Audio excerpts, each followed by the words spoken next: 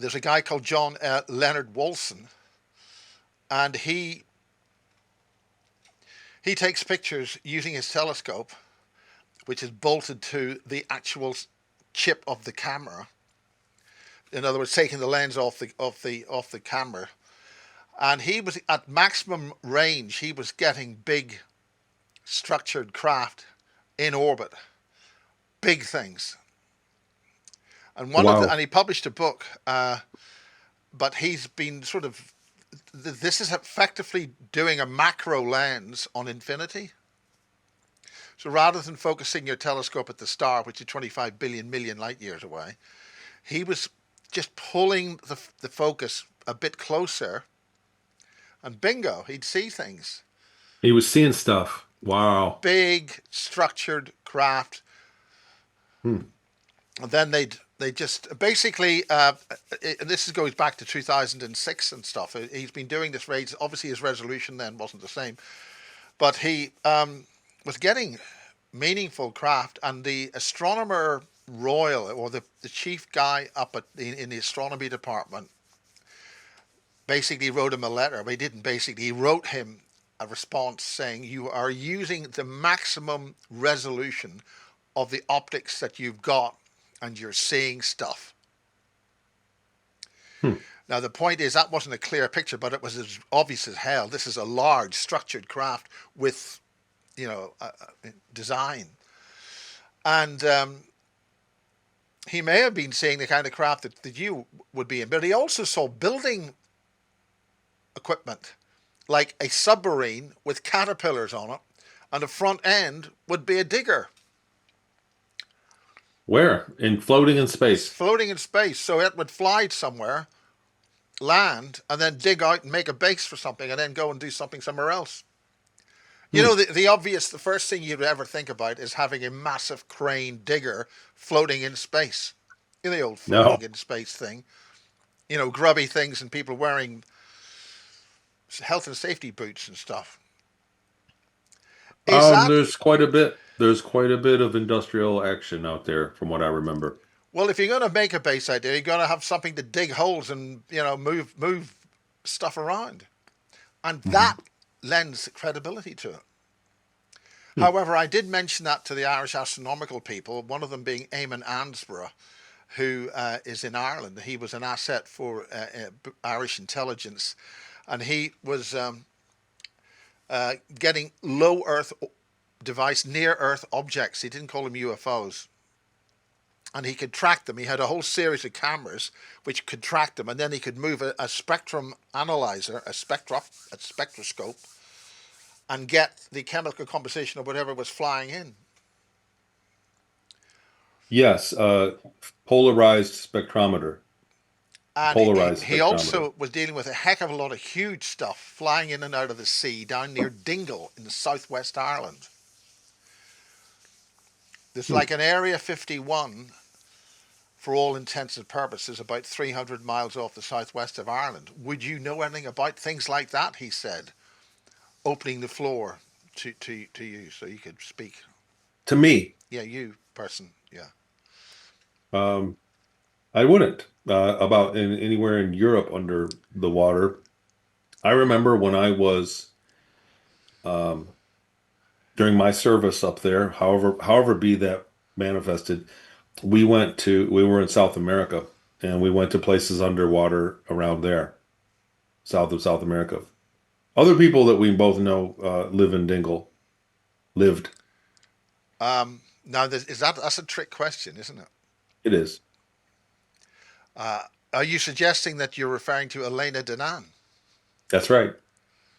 And Elena Danan has adopted Purely a the name coincidence, I'm the sure. tribe of Dan. The as in, do you think there's any significance in that use of the term, the ancient No, tribe I'm of just Dan? saying that you have somebody that's come forward as a contactee and then that hails from the same general vicinity that you said that Yes. craft are being seen regularly. That's all.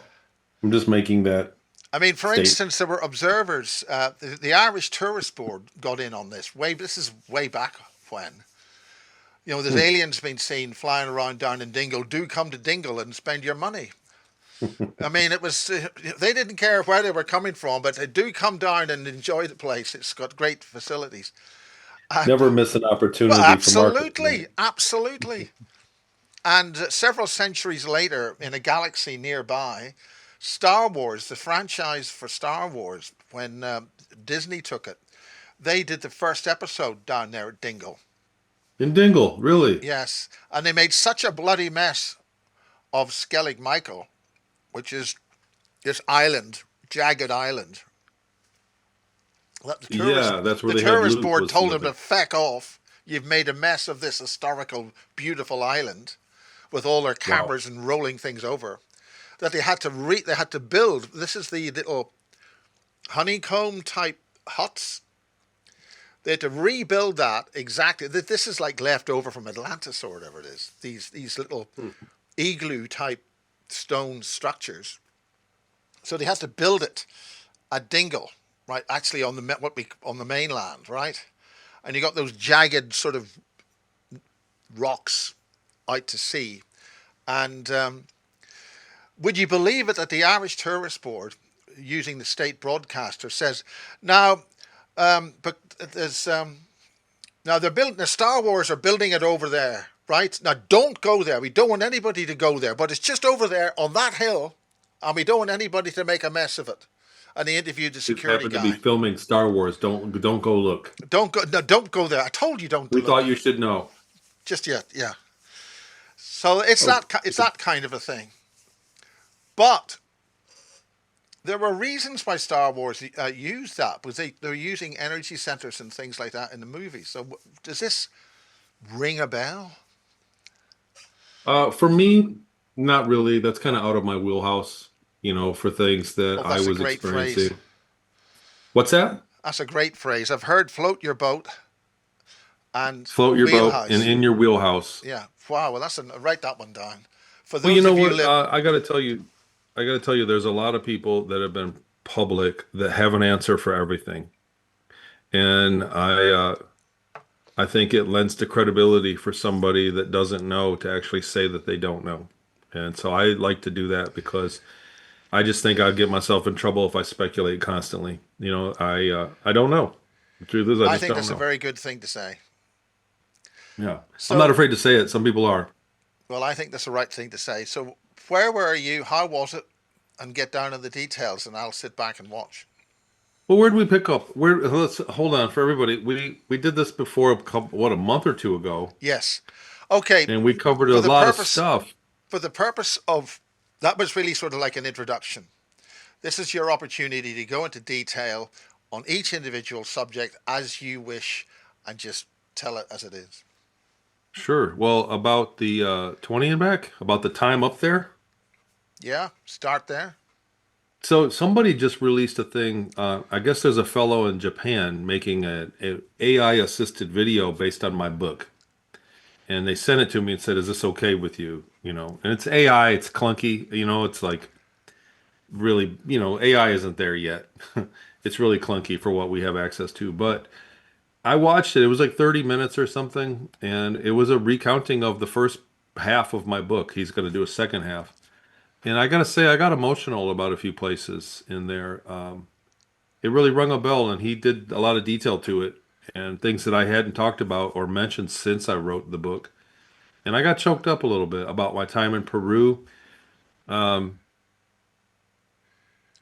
and in Seattle, they Yes. skipped over it classfully. We I just want to definitely say that, we definitely talked about Peru and that, and I used some of the graphics that you sent. Okay. yeah. And I just want to say that so many people want me to talk about laser beams and spaceships, and it's rare that I revisit a lot of that information. And but there's a lot of evidence there. I want to start off. I guess we should start here by saying, like, Yeah. I don't just beat people over the head with the evidence. But I think in the coming weeks, I'm going to be putting out social media lists, basically reiterations of things that I've proven about this, because it's a tall story, man, to say that I was abducted by aliens.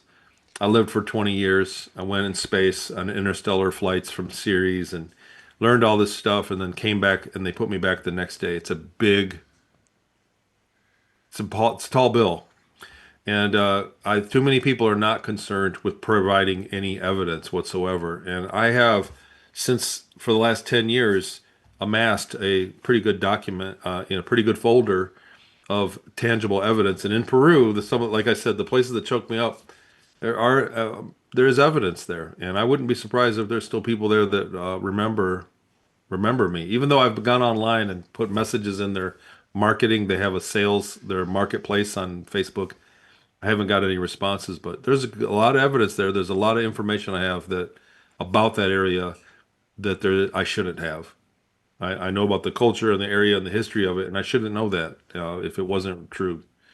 So I don't Well, know if I'm talking in a what do circle you for know? you or where we wanted to go from Miles, but I just wanted to Well, get that off my let's chest. start from there and just keep going. Sure.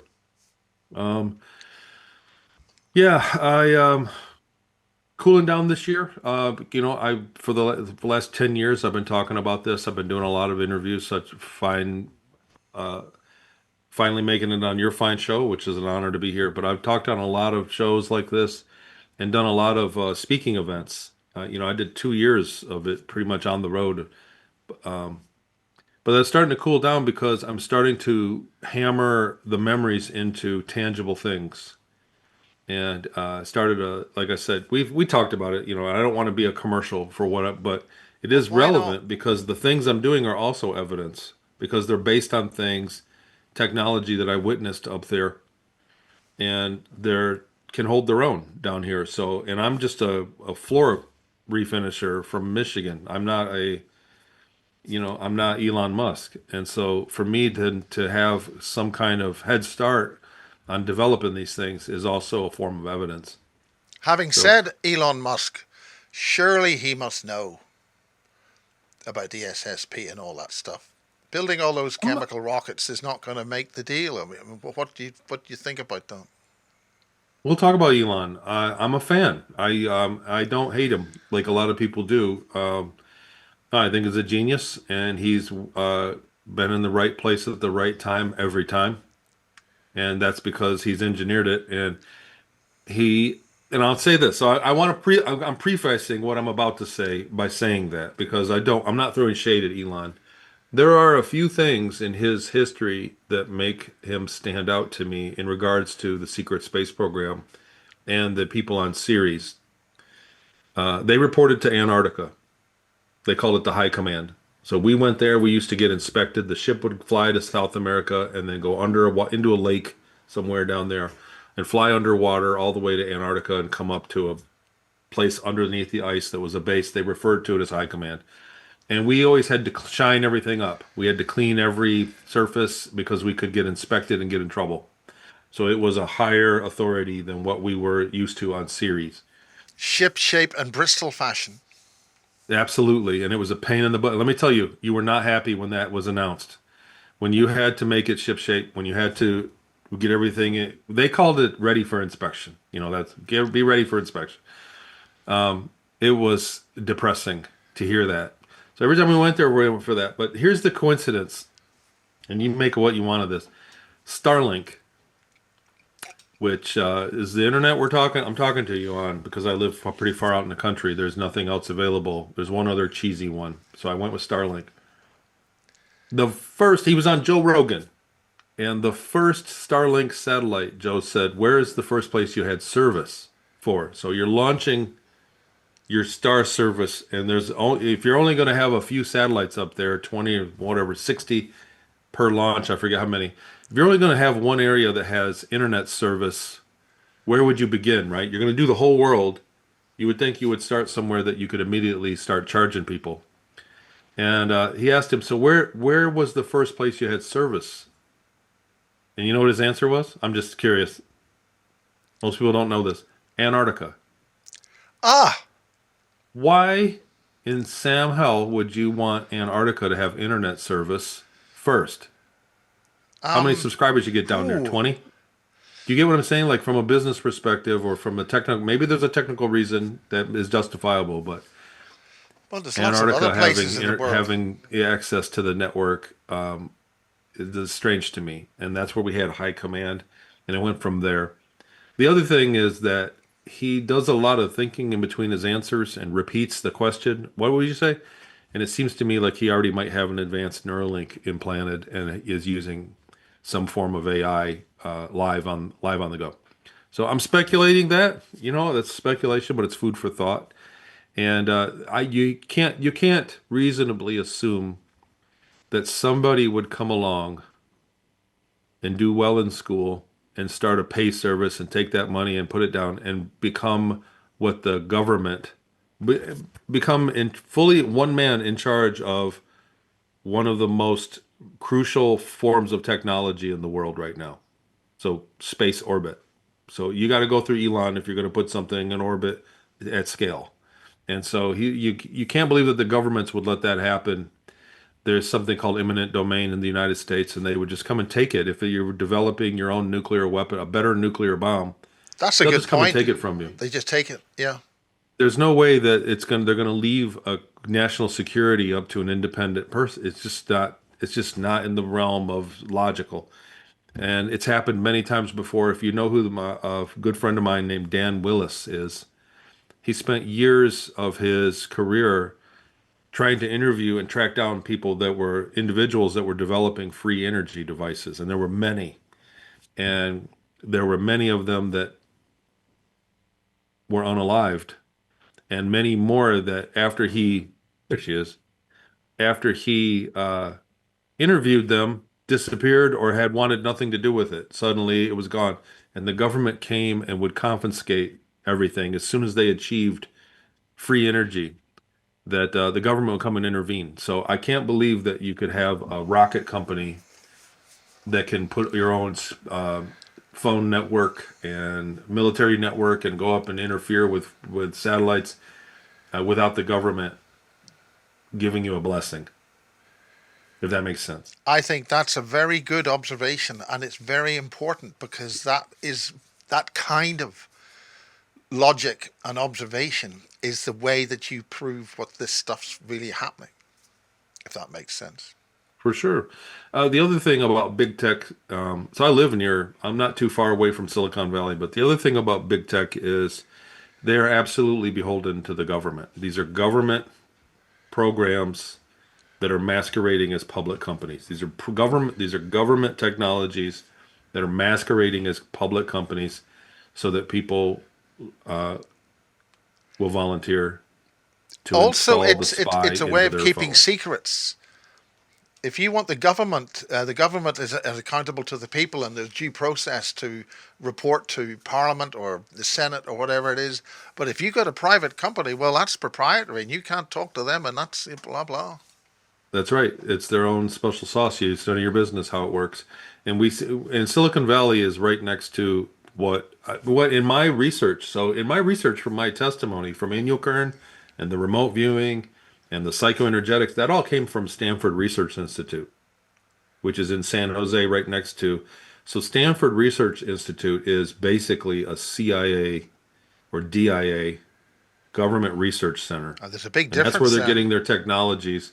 So when they pick up an alien craft, that information is going back into the test beds. So all of these technologies are coming through Stanford or that area in San Jose, and and then boom, we have Silicon Valley, and then what has San Francisco been in its entire history? A military base.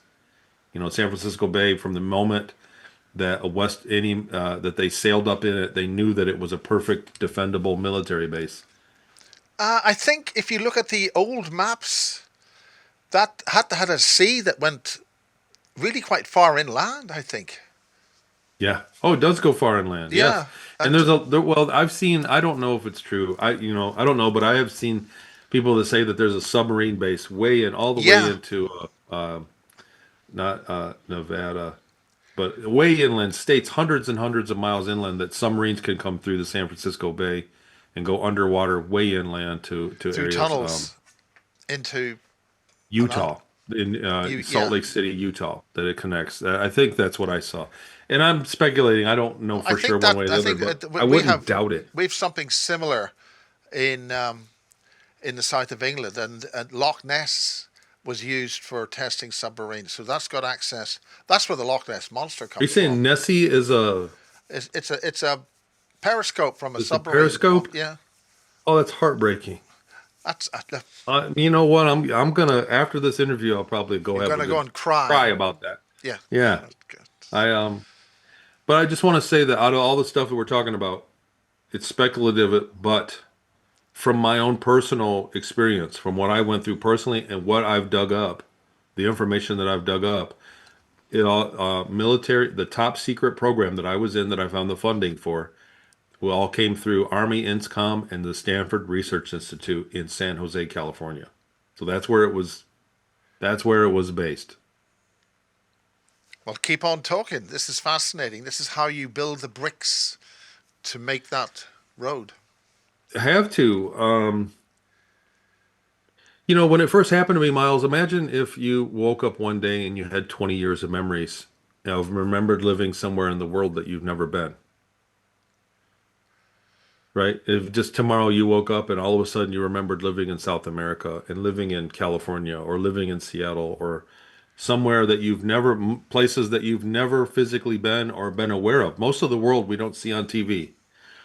That's And true. that's what happened to me. I woke up one day and I had all these memories and I went, South America, and I got on the map, Google Earth, and after an hour or so looking, I went, "Oh God, there it is."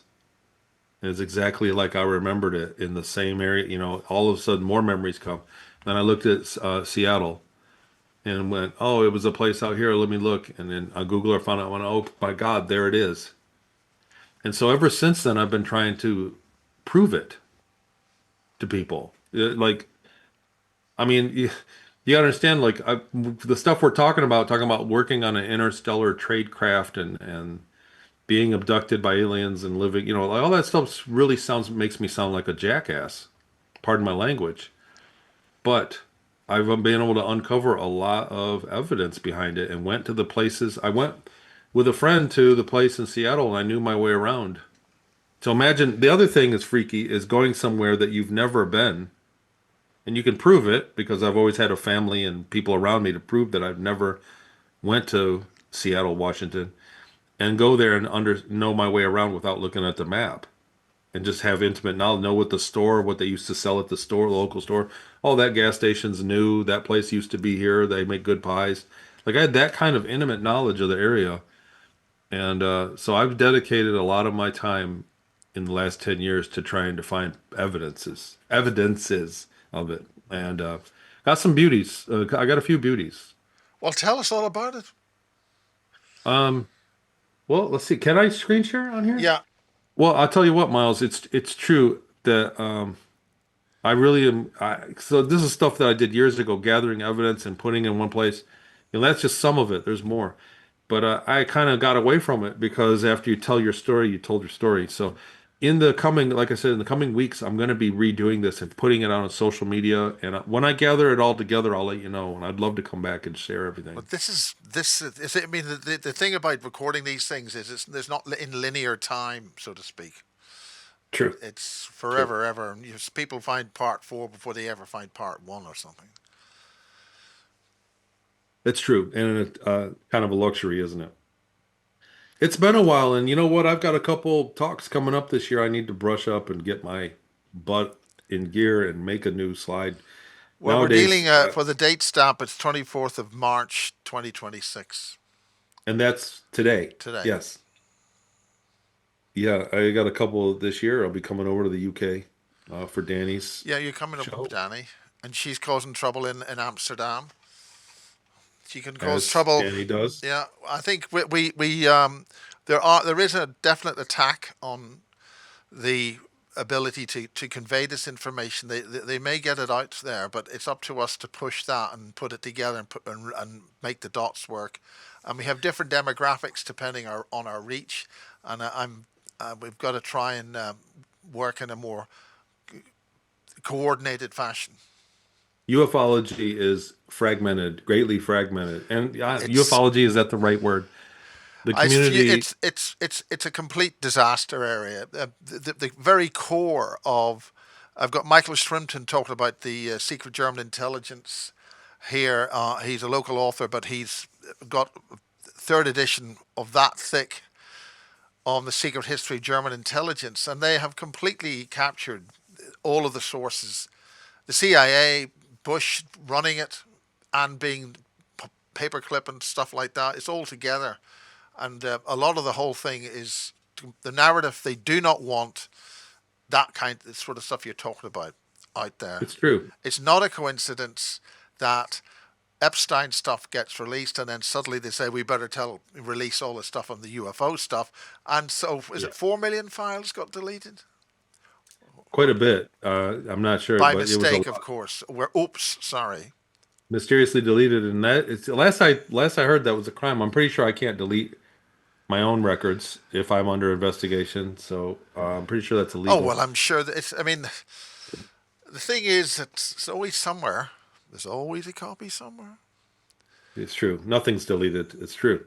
Um, but I want to say this: the ufology, when we talk about the conferences and the people that do them, and people, whistleblowers, and people that witness things, government whistleblowers, the entire apparatus that we can share our information is compartmentalized, fragmented, and it's totally on purpose.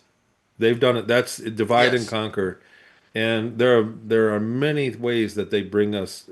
They make people that are witnesses at each other's throats, yes. and they put fake people in that cause inflammatory thing. They people I'm. that come in and I've had befriend a one lot of that person and then today in the become last 24 hours. yeah. Just as I finished talking to somebody, I got another phone call from somebody who's been activated at exactly that second, and they're screaming abuse. It's they really are ramping this up. So when we talk about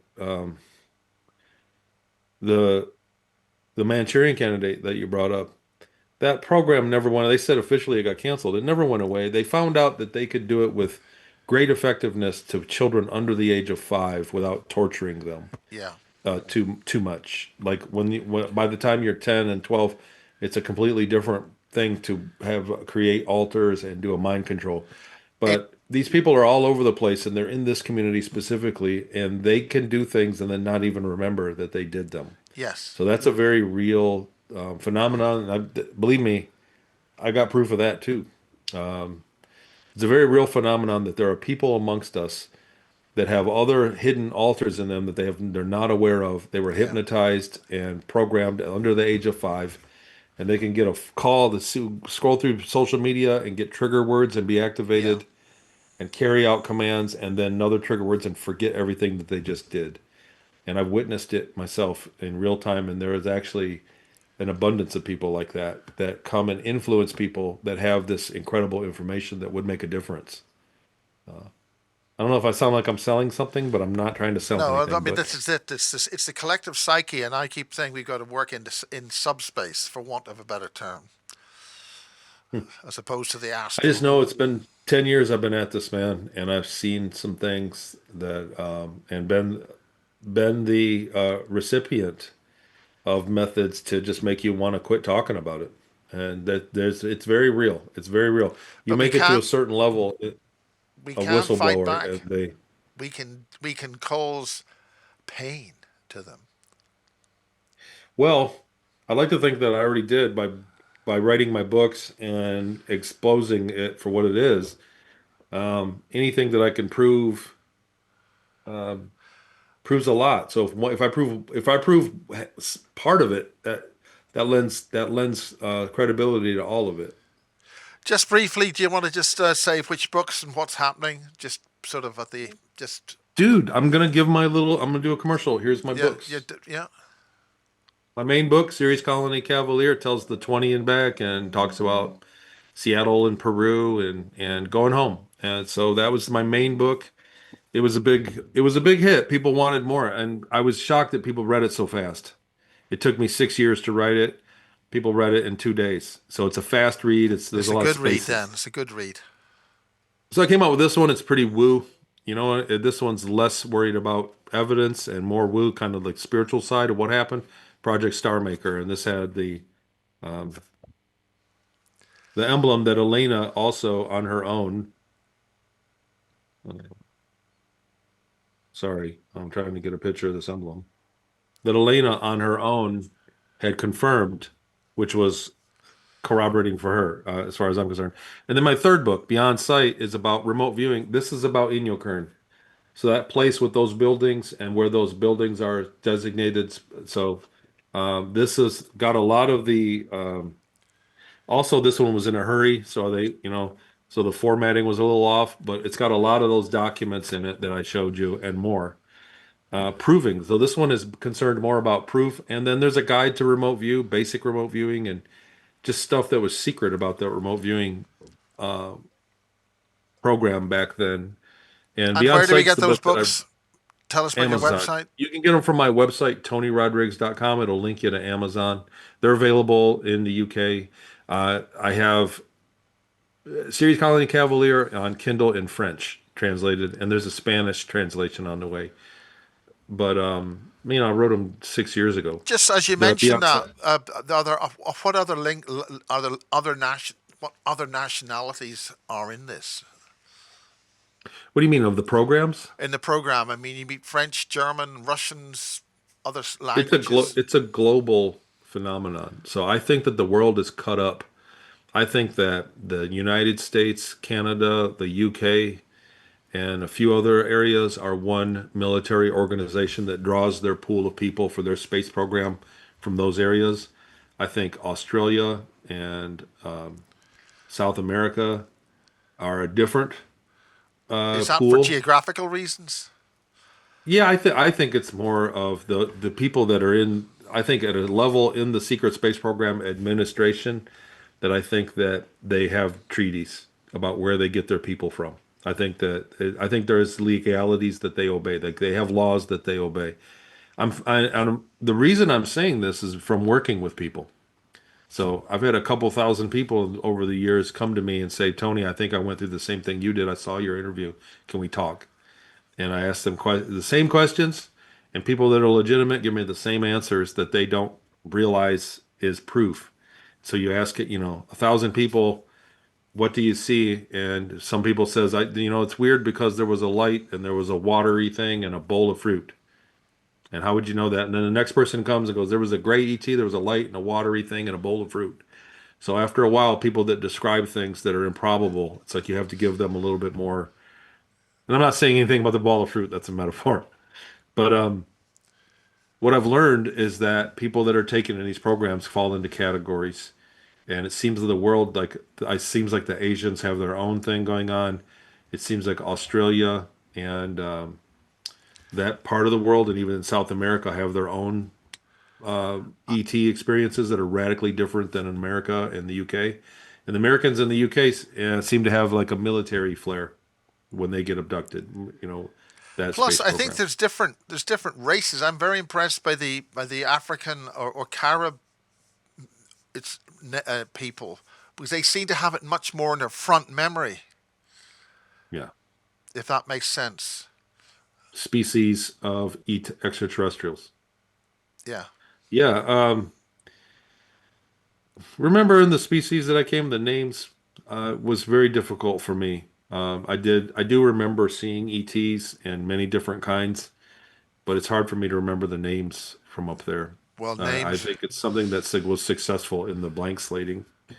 But no, I think that they have treaties up there. I think certain species are working with certain human programs. I think it's very compartmentalized and Yes. complicated. The administration of what's going on above the level of secrecy that where they are aware, and they're underground. And I think there are colonies underground that are humans and ETs that are just like Ceres colony Well, I in the think Earth. I think there's a lot more coming out about the bases here in England. A number of bases, 20 The name of your levels. show is Basis. Yeah, well, So it's called that talking because to the of guy. bases one was all about Peasmore and Welford and a group of bases in Berkshire and Wiltshire, Absolutely. and I've they're all over the place. I've worked with a lot of people, like I said, that came to me and felt they've been through the same thing that are from the UK. And so there's a lot of activity there. There's a lot of military secret space program activity in the UK for sure. Well, going back to 1984, one of the people who met me after I came back from my first UFO Congress was a businessman in Belfast. and he was recruited because he was able to see into a safe, but also see through a blocked document. He was able to get past the blocking and was able to read it. And once he read that, they said, right, you've been exposed to classified information. You now work for us. Wow. Just Yeah, like you're that. gonna have to keep Because quiet by once they signing. knew he could get through that they wanted him. So that block he could get through. So okay, thank Interesting. you very much. Definitely out there. Yeah. So Miles, I don't know if we covered what we wanted to this time, We just but take it organic, and we'll we'll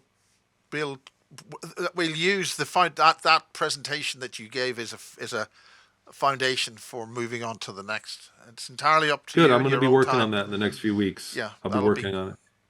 It's always a pleasure, Miles. Thanks for having me on, man. I'm honored, and I tell my story to anyone that asks, but I don't go trying to push it to people because it's Yeah. difficult to. If they ask the question, I answer it myself. And sometimes, well, you did ask. Yeah, Okay, they're thank you ready very for it. much. Right. Thanks, you, Miles. Good. I'll talk See to you you later. next time. You bet. Bye.